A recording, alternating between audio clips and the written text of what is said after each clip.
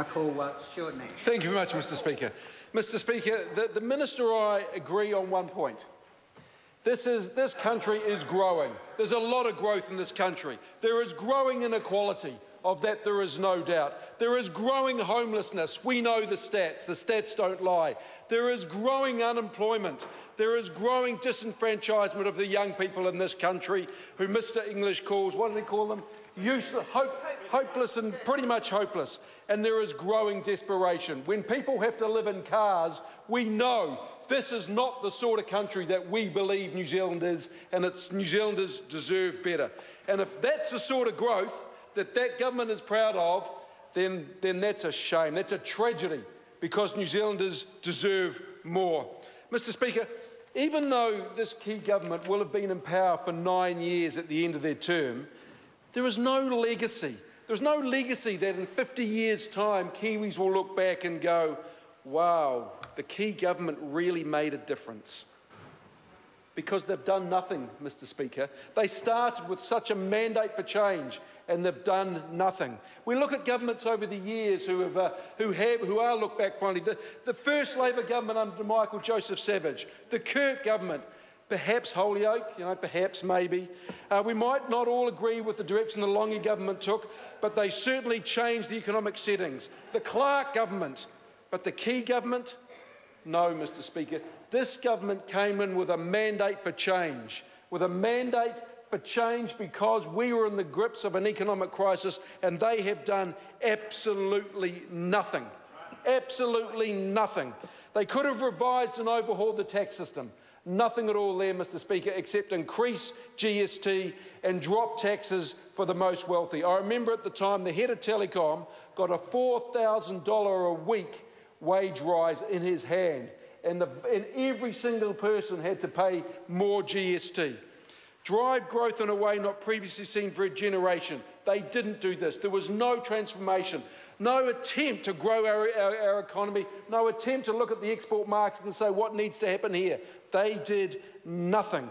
And as for regional economic development, Mr Smith, I don't know where he's been. God knows they held nearly all the provincial seats in 2008. You would have thought if any party ever had a mandate to drive change in the regions, it was a 2008 Kiwi government. Nothing has changed, Mr Speaker. In fact, a lot of them have gone backwards. I look at Wairoa, a little town in Mekawhaite's electorate and my own electorate. 44 jobs gone because they closed one of only 2 supermarkets. Is that progress? Is that the sort of progress that national government is proud of? No, not at all in any way, shape or form.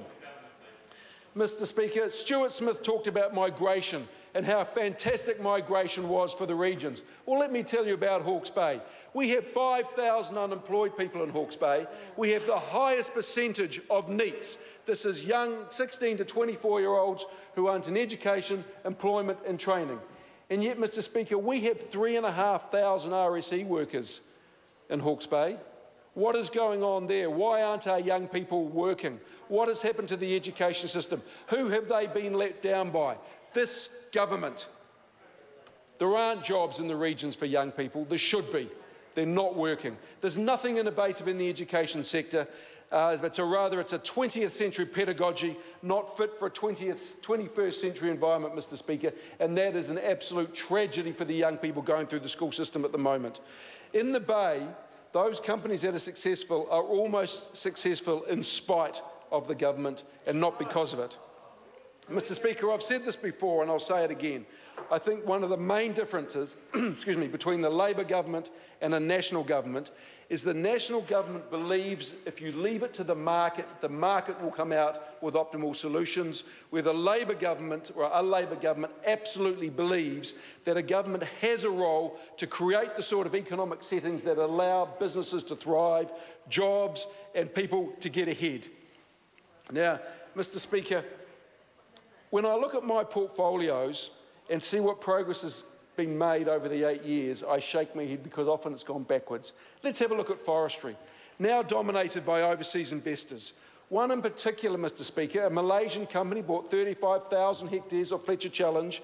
They promised in their overseas investment office application that they were going to build a state-of-the-art processing facility. It was one of the reasons why they were granted their consent.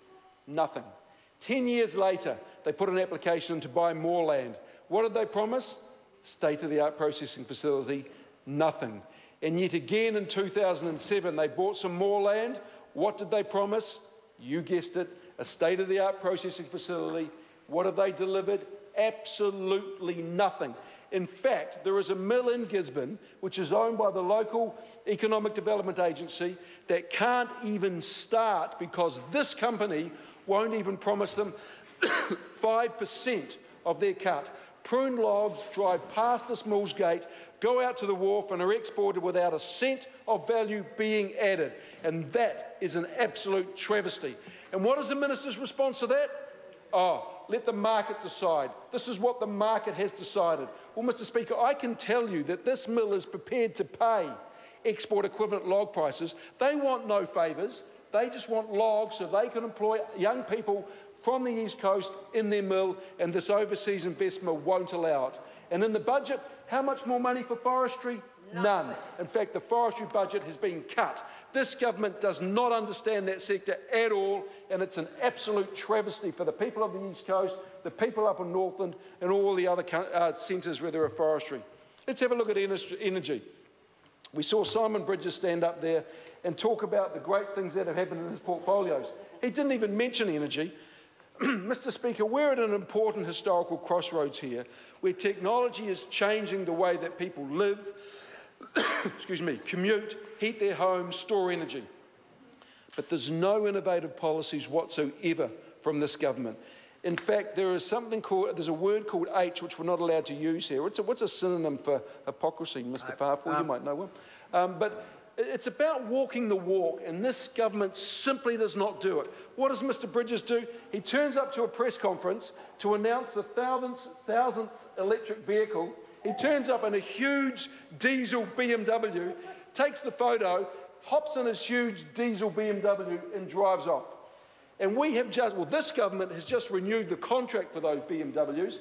Mr. Speaker, I can tell you that if that government had said, OK, let's walk the walk, let's live our global brand, let's go hard on what we believe in, and they had made sure that every single Crown car was an electric car, then that would have sent a very clear message to New Zealanders and a very clear message to the world that we understand what our unique selling point is, what our brand is, and the government is prepared to walk the walk. Mr. Speaker, let's have a look at revenue. We've got a tax system which is geared up for the 20th century but not delivering for the 21st century. We've got housing speculators running rife. They're determining the house price in our largest market and pricing New Zealanders out of the market completely.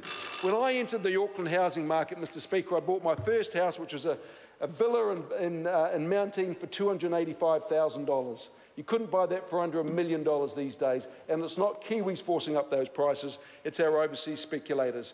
And let alone our global brand. We all know what is happening in our global brand, and I would say to the Minister of Revenue, you have some work to do, sir, because if we don't get this right, then we are going to drop down the transparency index in a way that will hurt everything we stand for, which is integrity, honesty. It's how New Zealanders are viewed. And when I look at police, I see the police minister over there. The resolution rates for burglaries are now under 10%. In Auckland, resolution rates for burglaries and car thefts are under 6.4%. That is not the New Zealand that we grew up in, and it's not the New Zealand that we believe we live in. Mr. Speaker, this could have been a good budget. It could have been an inspirational budget. It could have created aspiration for Kiwis, but it hasn't. And let's be honest, none of the commentators have come out and said, well done, Bill English, you've done a fantastic job. The only people who think Mr. English have done a good job are those sitting over there. The vast majority of New Zealanders think this is a nothing budget, and it certainly, there's nothing in there for good, hard-working Kiwis that just want a break. Mr. Speaker, as mentioned, governments, Prime Ministers, they look back and they wonder what their legacy will be. The key government will have no legacy. It will have no legacy. It will be, yet again, left up to the next Labor government to change the settings, to create aspiration, but to make a difference in a way that I think New Zealanders expect their governments to do. Thank you very much. The next call is a split call.